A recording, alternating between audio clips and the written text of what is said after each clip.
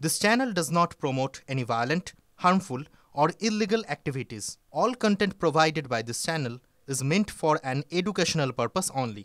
আর এই মুহূর্তে দাঁড়িয়ে টিভি 9 বাংলায় বড় খবর, পাকিস্তানে বিয়ে করতে চেয়েছিল চরের রানী জ্যোতি। আইএসআই হ্যান্ডলার হাসান আলীর সঙ্গে জ্যোতির চ্যাট প্রকাশ্যে এসেছে।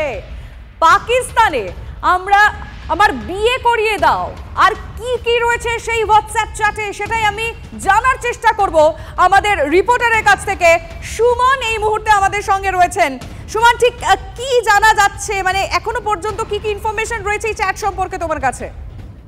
দেখো, যেটা গোয়েন্দারা সন্দেহ করছেন যে এই জ্যোতি সে ক্রমাগত ভারতের তথ্য আইএসআই এর হাতে তুলে দিয়ে গেছে, পাক গুপ্তচর হিসেবে কাজ করেছে, এবং সেখানেই এই আইএসআই হ্যান্ডলার হাসান আলীর সঙ্গে তার একাধিক চ্যাট প্রকাশ্যে এসেছে, যেখানে দেখা যাচ্ছে সে হাসান আলীকে বলছে যে পাকিস্তানে আমার বিয়ে করিয়ে দাও।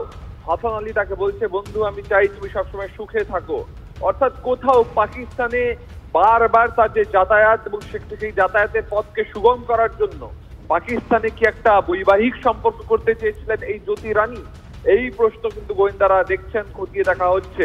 তার কারণ যে যেখানে খুশি বিয়ে করতে পারেন, কিন্তু সেখানে বিয়ে করার পেছনে পাকিস্তানে তথ্য পাচারের পথ সুগম করার উদ্দেশ্য যদি ছিল, এমনটাই সন্দেহ গোয়েন্দাদের। এবং এই চ্যাট রীতিমতো চাঞ্চল্য ছড়িয়েছে, তার কারণ যেভাবে এই জ্যোতি বিভিন্ন জায়গায় গিয়ে গোটা দেশের ছবি আইএসআই এর হাতে তুলে দিয়েছে, গুপ্তচর সৃষ্টি করেছে, সেখানে এটাও একটা ফন্দি বলেই মনে করছেন গোয়েন্দারা। একেবারেই সুমন, ধন্যবাদ তোমায়। ক্লাস 10 ও ক্লাস 12 এর পরীক্ষা শেষ, রেজাল্ট আউট। এরপর কি পড়বেন, কোথায় পড়বেন, সুলুক সন্ধান এখন হাতের মুঠোয়। টিভি 9 বাংলা এডুকেশন এক্সপো 2025, কলকাতার সবচেয়ে বড় এডুকেশন এক্সপো।